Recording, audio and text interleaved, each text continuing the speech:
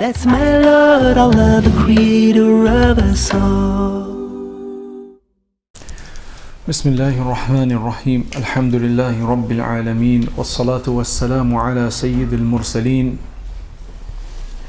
وعلى آله وصحبه وبارك وسلم تسليما كثيرا إلى يوم الدين أما بعد.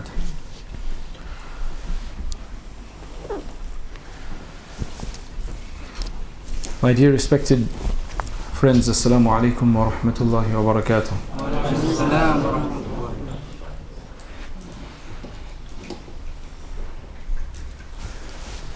While we sit here today, many people have made their way to the holy lands, the two holy sanctuaries, as this is the month Dhul Hijjah has begun. Many people have already traveled, and there's others that are about to leave in the next few days, and that will be the last of the Hajjis that will have left. MashaAllah, they are extremely fortunate. They will go there. They are considered as sort of an elite, those who have been accepted, invited, and then Allah subhanahu wa ta'ala facilitated the path to His house for them. While they are in Hajj and we are here this year, we ask Allah subhanahu wa ta'ala to still include us in the blessings. There's always an overflow with Allah subhanahu wa ta'ala. Allah subhanahu wa ta'ala, when He comes to giving, then He gives in abundance. So while He'll be giving and showering His blessings down on the Haramain, especially in Arafah, Muzdalifah, Minna, and the other places where the Hujjaj will be, then we hope to benefit from some of the spillover, some of the splashes from that. If not directly, then inshallah when our Haji brothers come back, then inshallah, as the hadith mentions, that when a Haji comes back, then make sure you meet him and ask him for dua. Ask him for a prayer before he enters his home, because he has come back maghfurun lahum. He's come back forgiven. When he gets into his house, gets back to normal activities, all the responsibilities, then they start losing some of that barakah and blessing that they've come back with. Hajj is that kind of a journey. Now, if the whole idea is that, as the Prophet ﷺ said, that the one who gets an accepted Hajj, then رَجَعَ كَيَوْمٍ وَلَدَتْهُ أُمُّهُ, he comes back as the day his mother gave him birth, which is the purest of states you can be in, because when a person is born, they is completely innocent, blemishless, faultless, inerrant, infallible, no sin whatsoever, just completely neutral. What a state! Hence, people who finish their Hajj and then they pass away, they're in a very good position in that sense. Though we feel grieved when our relatives pass away in that kind of a situation, but there's always a positive side to look at as well. Now, when a person goes to Hajj, when a person embarks on the journey and they get to the holy lands, they get to Makkah Mukarramah, generally the ulama recommend that if it's your first Hajj, then go to Makkah first. Go to Makkah first, especially if it's your first Hajj. And the reason is that that's your purpose. Hence, it becomes the primary place for you to go. Also, another reason why that's better, in fact, there are some ulama today who always insist on going to Makkah first. Then they go to Medina Munawwara. And the reason is that when they go to Makkah for the Hajj in specifically for Hajj, we're not talking about Umrah here, go for Hajj. It is such a purification process that throughout you're like tumbling through a spiritual washing machine. You're in Makkah, you've got your ihram on. Sometimes you're in Muzdalifah, sometimes you're in Minna spending the nights there. You're then in Muzdalifah in literally a multi-star hotel, right? Probably the first time you'll ever be in a many star hotel, out in the open stars basically, right? And then after that you've spent time in Arafat, standing in the sun, praising Allah subhanahu wa ta'ala and asking Him for our whatever requirements we have, whatever needs that we have. And then eventually we come back to Makkah, we do the Tawaf, and then we do the farewell Tawaf, and then we leave. It's a spiritual washing machine. It's like, in the washing machine, sometimes being rinsed, sometimes being spun, sometimes mean detergent that's being added.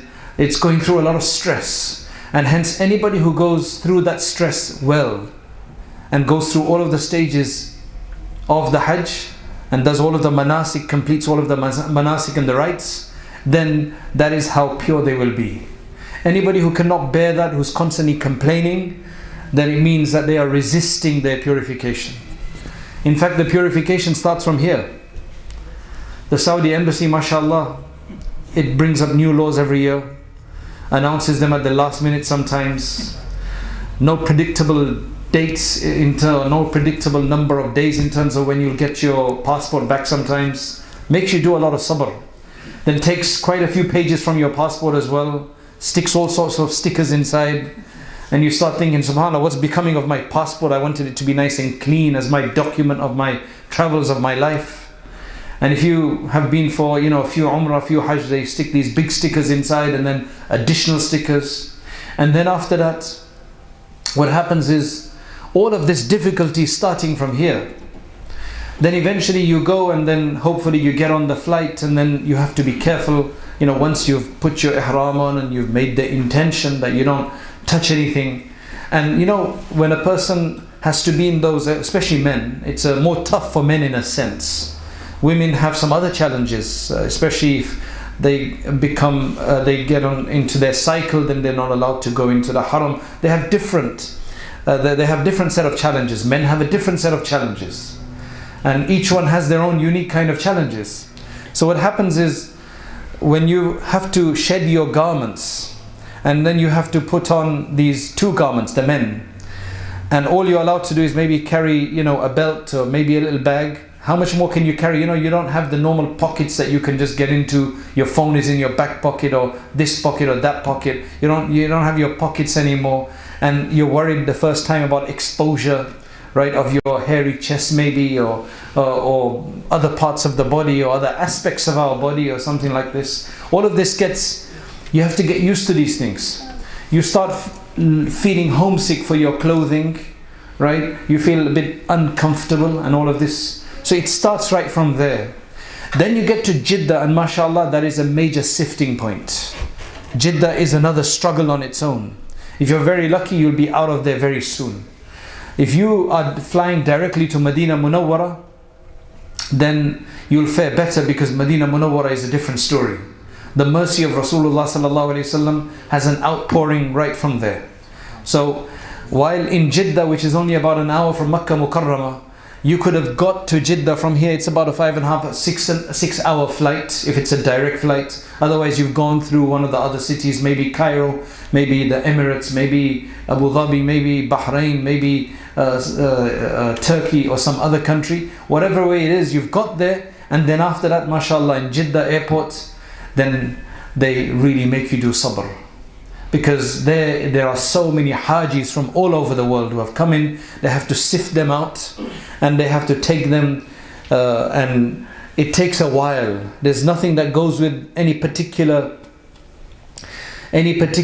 order that you can understand and thus try to beat that order and that system. It's just made that way. The several months that it would take the people beforehand to get to Makkah Mukarramah in the previous days, when you'd have to go over land on a camel sometimes. If you're lucky, a horse maybe. On the way you'd spend all of your money, and maybe you'd be even robbed sometimes. Hajj caravans used to be robbed. That's why from the Abbasids in Baghdad, they used to have a 6-month preparation. 6-month preparation. After the Hajj finished, the preparation used to begin for the next Hajj. So they used to have a massive convoy that would go with the security and everything. And that would take several months. Now, mashallah, we're working until the last day, and then suddenly the next day we're on the flight. In fact, sometimes there are people who worked on the same day and their flight is at night. So they have to shift modes. So if you haven't shifted modes and you're not present yet, you're not ready yet to really take the benefits of this place, then Jeddah airport generally is designed that way. Right? Despite the Saudis having all the modern amenities and huge amounts of money on technology and everything, but subhanallah, that's the way it's going to be. I'm saying this not out of criticism for them. I'm saying this out of preparation for us. Because that's a reality that we have to deal with. Criticize all you like. Mess your Hajj up. What's the point of that? I'm trying to prepare us for the journey that one day, inshallah, if you haven't taken it, then you will undertake it. And those who have undertaken it, inshallah, may Allah take you over and over again. So you get prepared in Jeddah. Eventually, when you make yourself out and you figure it out, you're put on a coach or a bus or some transport, and you eventually get to Makkah Mukarramah, if that's where you're going first. When you get to Makkah, sometimes you go and then you're tired. After spending several hours on the flight, after spending possibly several hours in Jeddah airport, eventually when you make it to Makkah, you come at some strange time, and the rooms that you're supposed to be getting, there's still people sleeping in there. That happens. And if your group is of, mashallah, 300 strong, as some groups are, maybe 150, 200 people, 300 people, then as they're giving out the rooms, they can't give them all to you straight away. That takes another hour and a half sometimes just for you to get your rooms. They will sometimes give priority to the elderly, and then to the women, and so on and so forth. And then after that, it's not always that you get your own room in which you're alone. It's very expensive during Hajj. A lot of rooms are shared rooms, and thus you will be sharing with 3 or 4 other people, and sometimes you don't know who these people are. Sometimes your group, your tour operator may have told you the names of these people. They sound a bit exotic. You don't know who these people are. And then suddenly your name is called out there in the lobby, and then you and so on 3, and you meet each other, and your reaction could be in various different reactions. Then you go to your room, and it depends on the size of your hotel, the size of your rooms, because during Hajj period they add extra beds to maximize it, because there's only limited amount of people there. So then that happens. All of that is a struggle. But for the person who is focused, for the person whose focus is Allah, Allah is everywhere and He's watching. When he knows that Allah is watching my every move, whether I like it or not, Allah is noting every move. He's recording every move. He's praising me for every move that I make that is positive. Then all of this is done with ease. All of that, you will see the calm people. You'll see the calmness that will be displayed on their faces, in their features, in the way they act, in their behavior, in their demeanor. And you get into your room, and then you set yourself up. You maybe have a shower, you put yourself down. Sometimes you have limited space, sometimes you have more space. And then after that you go for your umrah. And now with all of the work that's going on to try to decide which gate to go in from, where to go in from, where to start, subhanallah. But you're overtaken by this love for Allah subhanahu wa ta'ala. So you go inside and you see the Kaaba for the first time. When you see the Kaaba for the first time, it's said that you make any dua that you want and it will be accepted. And that is a time when most people, they break down. That is a time when you see Kaaba for the first time. It doesn't matter how many pictures you've seen of the Kaaba. It doesn't matter how many times you've been before. But when you see that Kaaba and just the multitudes going around the Kaaba, just going around in this sea of people, just round and round, it's like a swirl. And the Kaaba just standing in the midst of all of that, tall, elegant and absolutely graceful. You just can't help but break down. And you remember Allah. It's a place of the majesty of Allah. You can see the house, the Kaaba, as it stands there, totally aloof, despite everybody that is going around it in those throngs, shoulder to shoulder, sometimes chest to back, no space to move, and they're just going around it. And that is the house of Allah subhanahu wa ta'ala. That sight in itself is just so amazing. The experience when you're there is even greater. And then after that, you want to join this crowd. You want to join this crowd. So we are told now that you make your tawaf. You've drank from the glory of the Kaaba. You've drank from your vision and your sight of the Kaaba. You've asked Allah subhanahu wa ta'ala, who is the owner of that house. You've thanked Him for calling you all the way to His house. Not everybody is invited into homes. Not everybody is invited into homes. You are invited there, and thus now you get there and you suddenly start feeling, after all of these days and maybe all of these months that I've planned this Hajj trip, all the difficulties that I had in my passport being maybe, delayed, or my visa being delayed, my delays at Jeddah airport. And sometimes you feel, am I ever going to get there? And now suddenly you find that you're standing there. That is such a sight.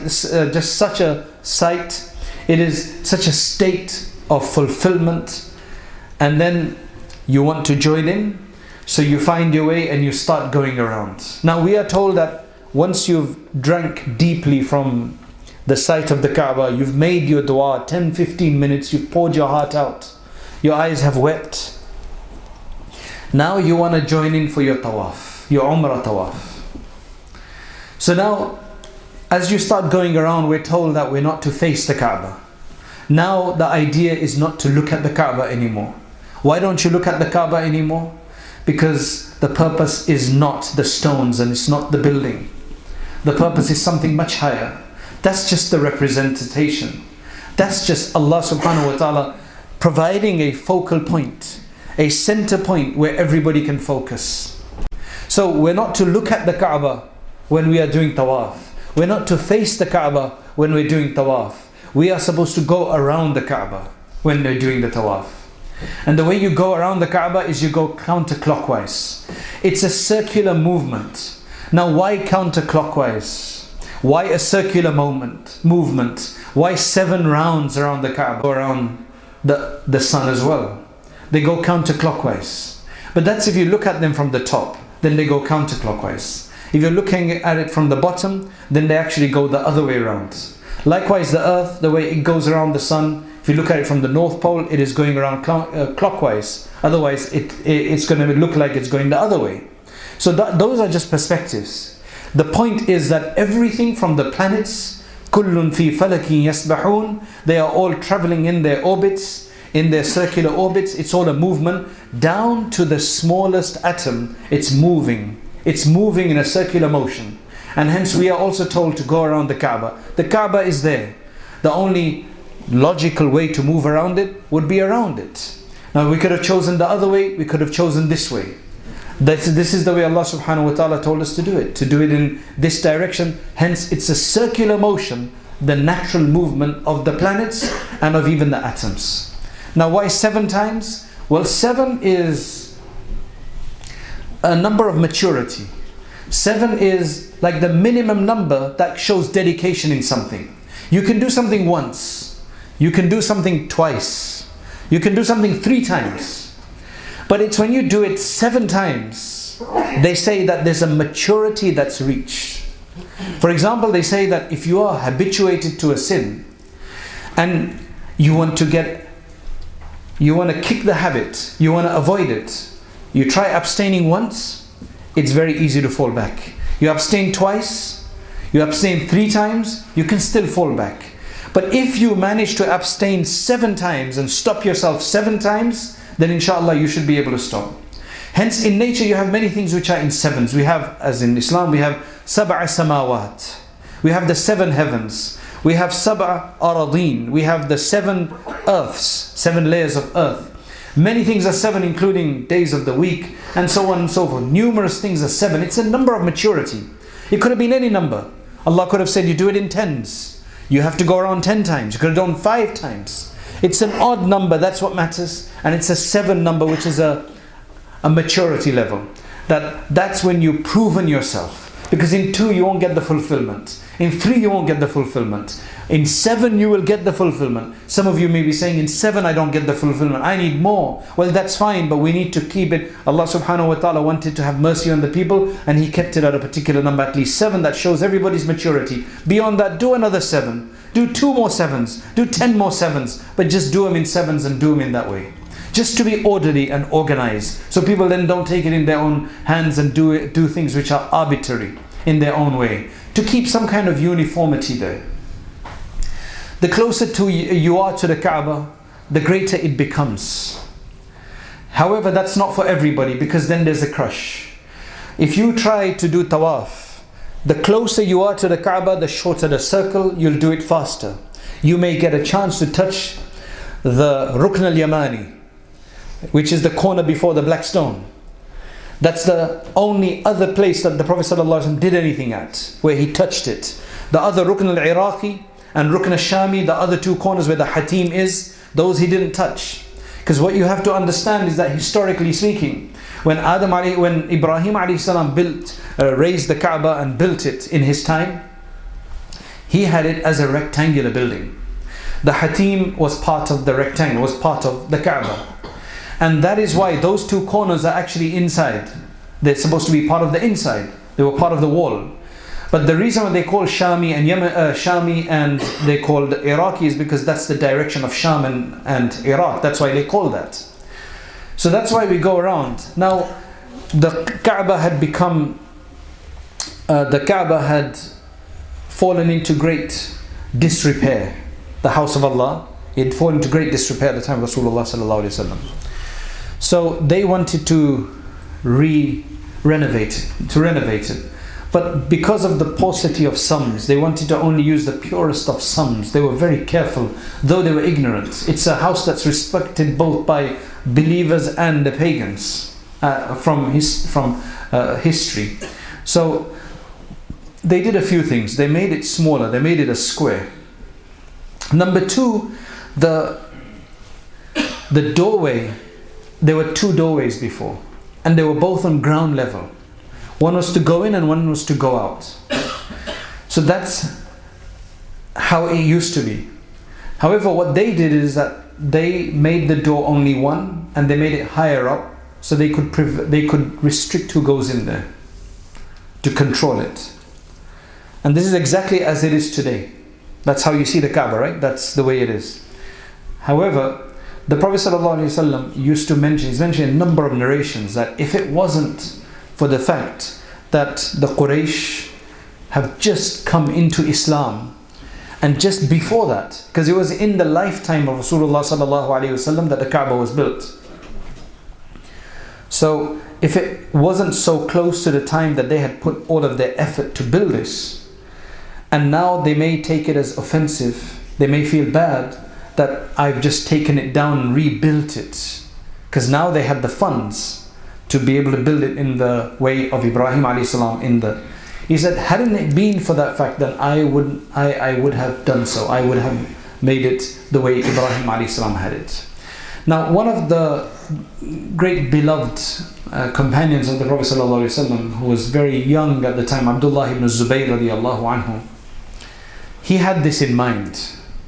So when he became the Khalif, he took this down and he rebuilt it in the original style. Unfortunately, when he was eventually martyred, and Hajjaj ibn Yusuf was the one who had him killed, he broke that down and then he had it rebuilt in the original form, meaning in the form of the Quraysh again. Now comes a time of Imam Malik rahimahullah, and many people, they asked Imam Malik that we would like to now rebuild it in that, take it back to the rectangle. But then he said no.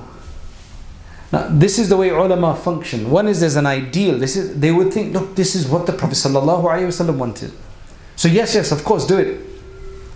But look at their thought process and look at the respect people give to that. They said, no, now it seems like it's going to become a plaything. The next leader who comes, he's going to want to demolish it again and then make it that way.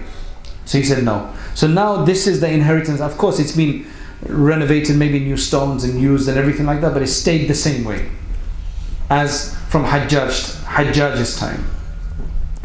So that's the house. You go around the house, and thus you go around 7 times. Then, because you're dehydrated, you go and you drink from the Zamzam.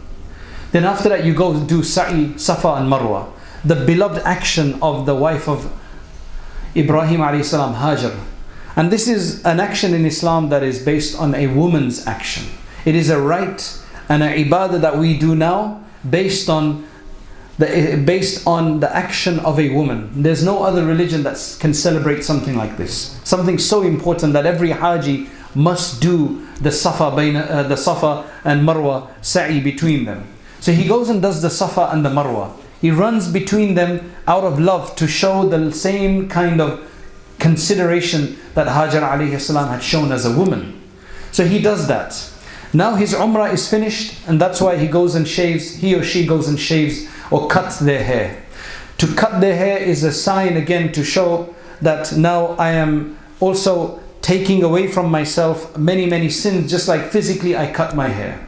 And generally, to cut your hair, to shave it for men is not a sunnah anywhere else. It's not a general sunnah to cut your hair, to shave it rather. To cut your hair, to look after it is sunnah. The Prophet ﷺ never shaved his hair except during his Umrah and his Hajj. Otherwise he always had long hair. But he managed his hair. So today we won't say that long hair is sunnah if you keep it disheveled and all over the place. It's sunnah if you can look after it.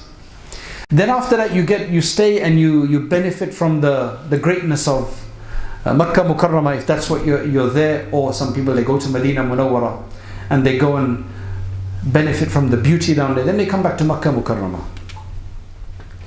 Allah subhanahu wa ta'ala says in the Quran, Surah Ali Imran, I'm going to cover a few verses with you. إِنَّ أَوَّلَ بَيْتٍ وُضِعَ لِلنَّاسِ لَلَّذِي بِبَكَّةٍ. The first house to be established. The first house to be established for people was the one in Makkah. Now this tells us a history way before Ibrahim alayhi salam's time. They say that even before Adam alayhi salam's time, there were angels that built the Kaaba first. Then they say Adam alayhi salam probably renovated it. And then after that there's some other history in between, but eventually by the time of Ibrahim alayhi salam, there wasn't much left, just some of the foundations. That area was a desolate area. That's when Ibrahim alayhi salam came and he dropped his wife there, Hajar alayhi salam. And he left her there when there's nothing around it. And that is where she had Ismail alayhi salam with her, who had been left with her at the time. And Allah subhanahu wa ta'ala caused the spring of Zamzam to burst forth from where Ismail alayhi salam had been striking his feet while waiting for his mother to come back with some water. Allah subhanahu wa ta'ala, this effort that is made on part of somebody, this shows you that the effort has to be done on our part. Look at Hajar alayhi salam in the middle of nowhere, absolutely nothing with her, no packed lunch, no packed lunch box, nothing of that nature. She goes and climbs these mountains to see if she can see any water. She does it 7 times on these 2 mountains. Then she comes back. What Allah wants to see from us is effort. This is what we learn from this. Allah wants to see the effort from us. Then He opens the door. With anything in this world, I guarantee you there's never been anything that I have seriously wanted, where I have seriously made an effort and that I haven't got. There's many things that you will want. Now let me explain this properly. There are many things that you will want in life. You want them, but you don't make a serious effort to get them. There's a lot of things you want, but there's many things that you don't make a serious effort to get. Anything that you will make a serious effort to get, while keeping Allah subhanahu wa ta'ala and His favors, His bounties, His generosity in your mind, believe me, you will get it. You probably don't try hard enough. You wanna know the Quran, you wanna read as well as our Qari recited. Many people have that. Many people, then you take a few little courses here and there, but you're not serious. You don't really spend time doing the practice that you need to. You're not gonna get it. Lots of desires that we have, but you really want it, you have to make fully calculated efforts to do it. Then you will see that Allah subhanahu wa ta'ala provides. That's why they say that when it comes to any subject or any art or any objective, there are generally 3 types of people. One, they say, is a dabbler.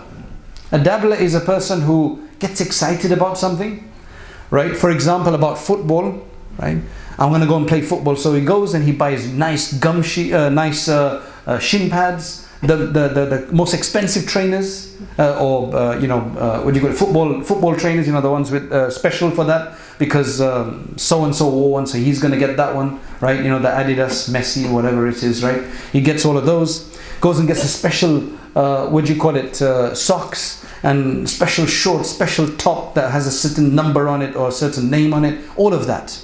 Goes and plays for a few months or whatever the case is, and then after that, he loses it. And then he goes and finds something else to do. Hey, I'm going to take on archery now. Right? So he goes and takes on archery. Then I'm going to do cupping now. So he goes and does all of these different things. It's just so you call a dabbler, somebody who gets into things like a trend, and then after that, it all dies out. They don't get into any proficient shape in any of this. Then the second kind of a person is called a hacker. That person is somebody who tries something, and then he gets decent in it, but he doesn't ever master it. So he's never as serious to master something, but he's decent, as many footballers are. You know what I mean? As many footballers are. I'm like the dabbler in football. I'm just quite poor, right?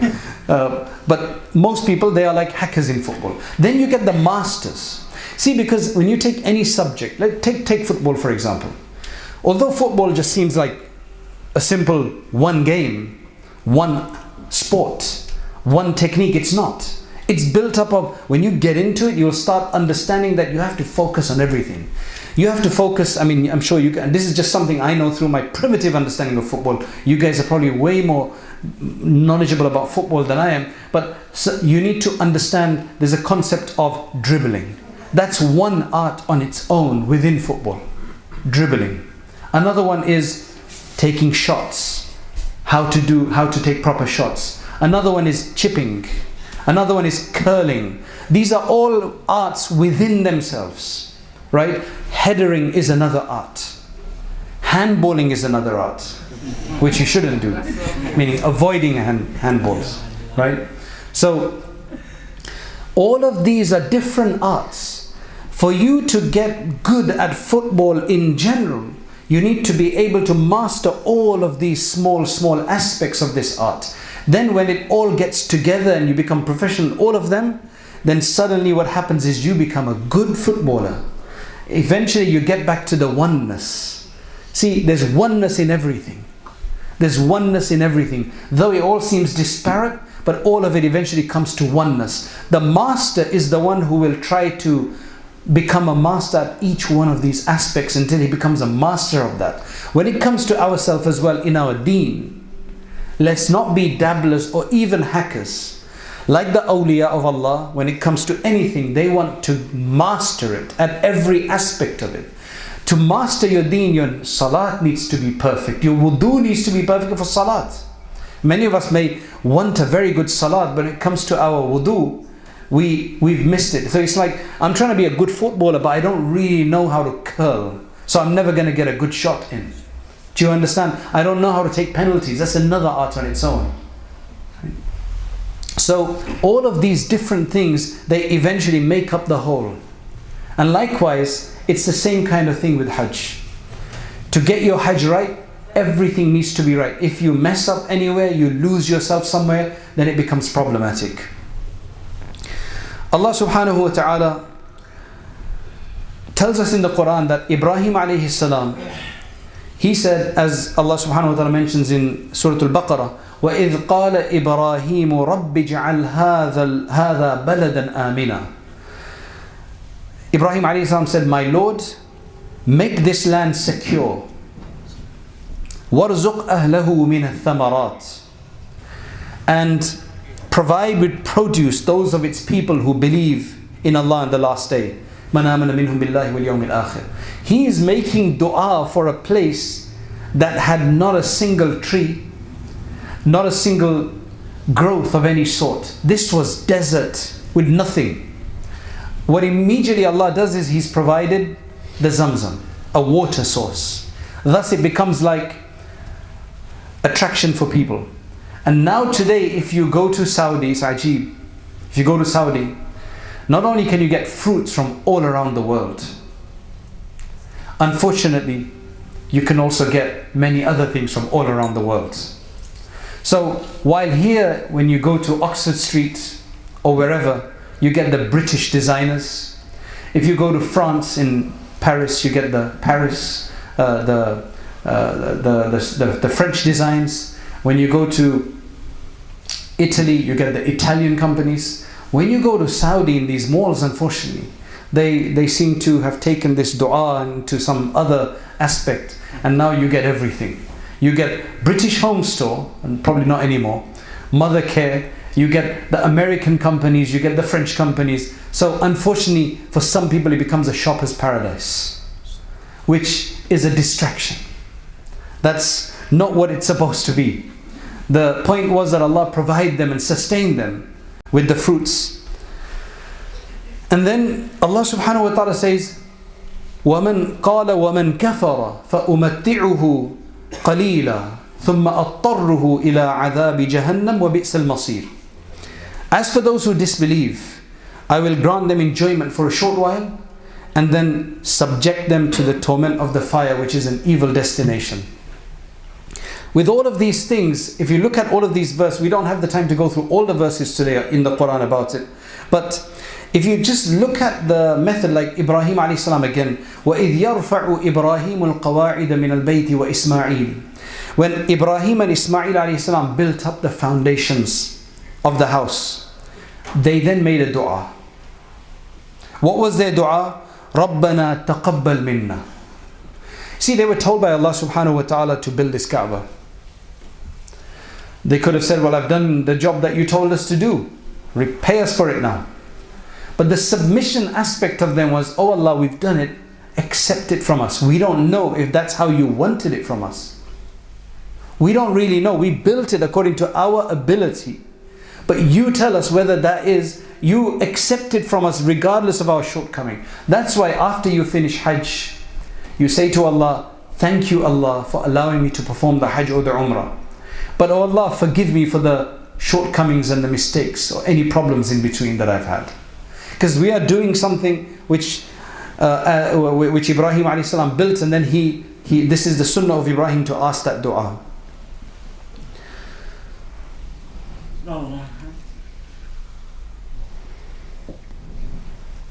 What happens then is, when it comes to the 7th and the 8th of Dhul Hijjah, Hajj is on the 9th, the next day is, the 9th is the Arafah.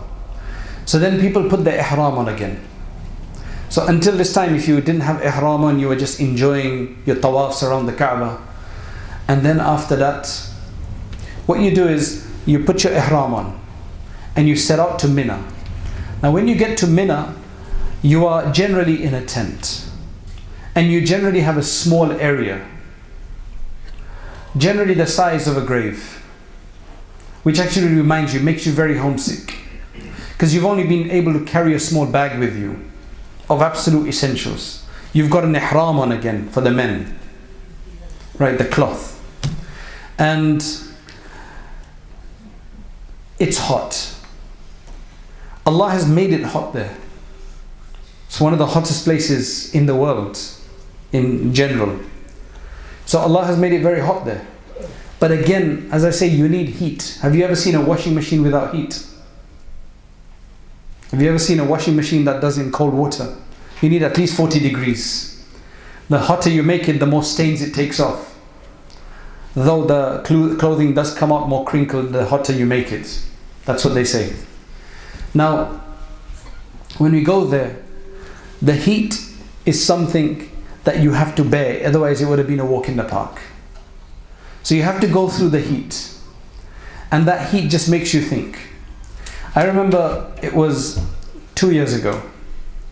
I believe it was 2 years ago. Our tent is located in the European, American, Australian camp. They're all together.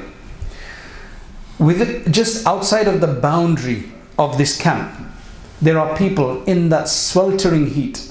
You know how hot it was last year?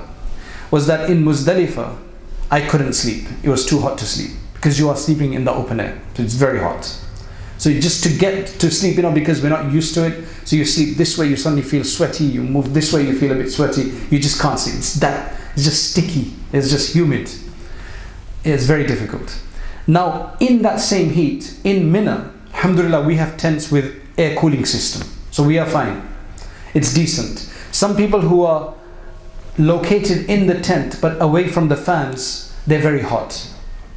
Okay, they are very hot.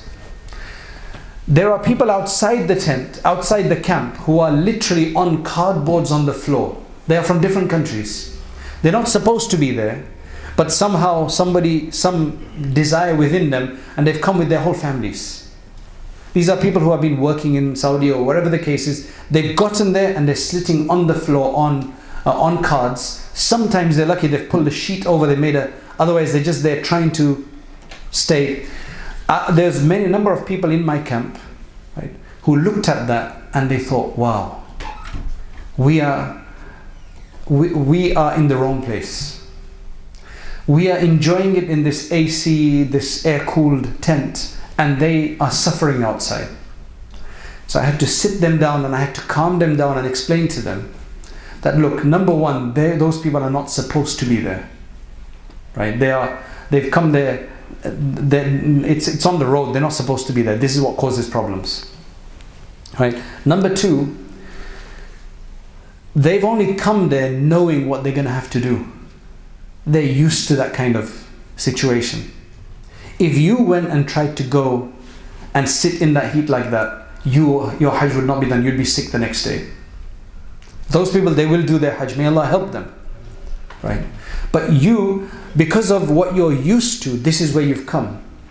There are people there who have $20,000 packages for Hajj, in which they have proper air-conditioned rooms, you know, with all the amenities, buffet dinners and just the works, everything, right? Everybody goes according to their status. Do you understand? Everybody goes according to their status. Thank Allah for what you have. Don't waste, because a lot of waste happens. So alhamdulillah, what they did do was, after lunch, after dinner, after any of the meals, somebody would go around, they would collect all of the whatever we couldn't eat, because everybody they give you these big packages of things, and sometimes just too much rice, too much of this, that and the other. So what they do is, we take it, they would take it and then they would give it to these people. But what I'm trying to say here is that everybody goes according to their level, but it's a struggle for everybody according to their level. Yes, you give sadaqah and so on. Anyway, then you go from Minna, you do your Muzdalifah, you're in the open, you go to Arafah, you stand there in the sun, you make dua. And then after that, once you finish, then you come to Muzdalifah, you stay there in the open air at night time. You come back to Minna, then you have to go and pelt the shaitan. Then after that, you go and do your sacrifice, or you have your sacrifice done.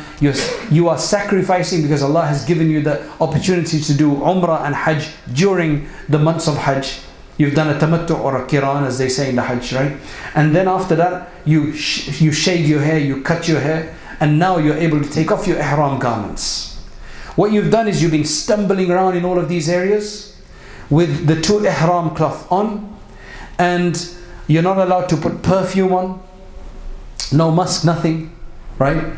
You could be a supplier of perfume in your home country, right? But you're not allowed to use it down there once you're in ihram, right? You can't eat anything that is fragrant. You can't cut your nails. You can't cut your hair.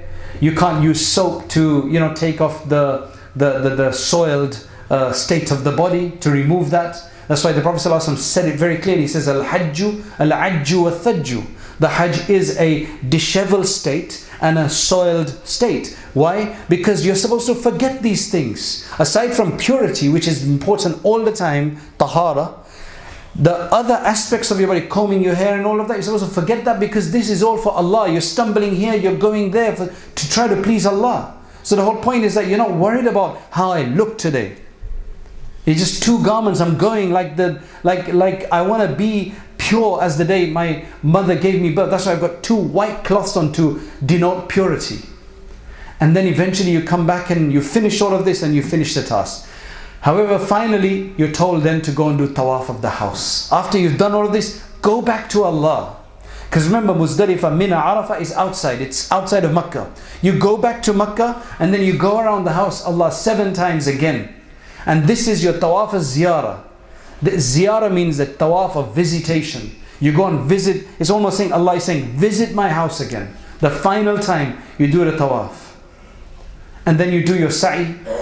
And then after that you finish your last moments there. And then after that you do your final Tawaf, your final farewell Tawaf. Again, which is the Tawaf of the house of Allah, and then you leave and you hope that you have been forgiven. So may Allah subhanahu wa ta'ala include us in all of the beautiful du'as that will be made in Arafah, Muzdalifah, in Minna, in Makkah and in Medina Munawwara. May Allah subhanahu wa ta'ala include us in those and allow us to also benefit from the barakat, and allow us to, inshallah, be accepted to go over and over again. Wa akhiru da'wana and alhamdulillahi rabbil alameen. Jazakallah khair for Mufti giving us some sincere lessons on Hajj and the journey of Hajj. We'll open the floor up to questions and answers, so if anyone has any questions on the topic, please do raise your hands.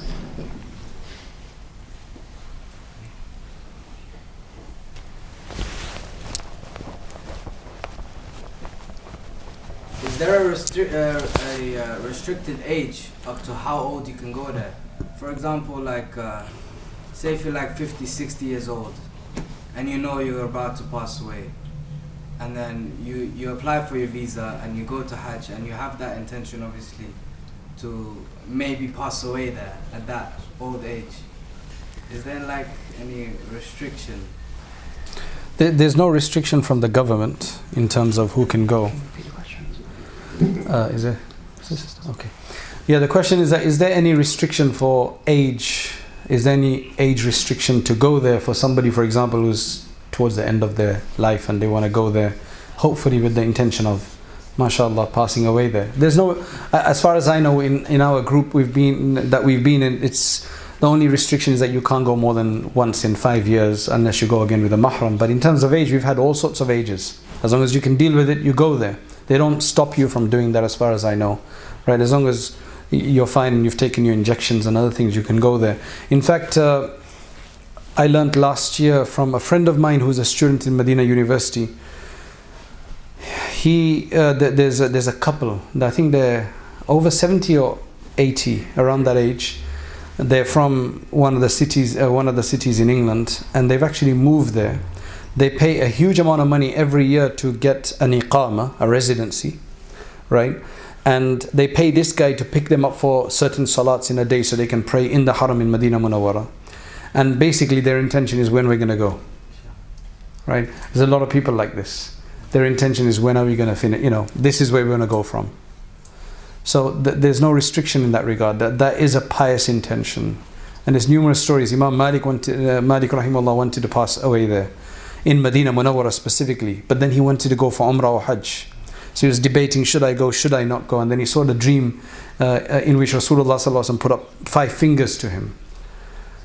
And he didn't know what that meant. 5 years, I've got 5 days left, 5 years left, 5 months left, what does it mean? So then he sent somebody to Ibn Sirin anonymously, and Ibn Sirin told that person immediately, this is not your dream. And then eventually the point of the dream was that these are of the 5 things that only Allah knows. So nobody knows where their death is. But there's a lot of people who've had that desire, and Allah has given them the death there.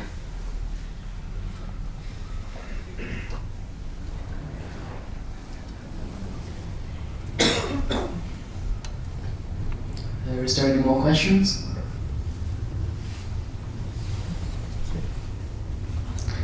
Okay, well, we thank Mufti Abdur-Rahman Mangera for his time and his knowledge, and sharing his vast knowledge on Hajj and his vast experiences.